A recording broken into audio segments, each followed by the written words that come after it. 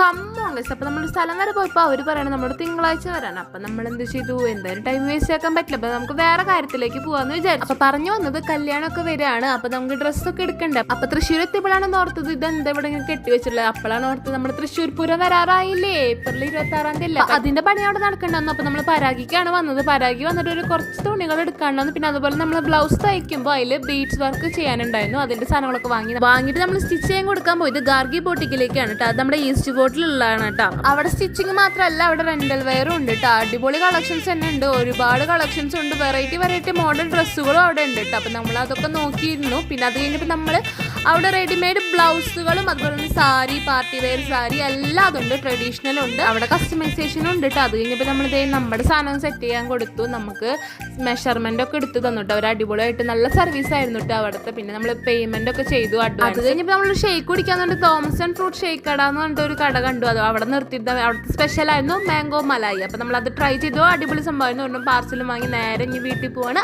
അപ്പോൾ കേടാ.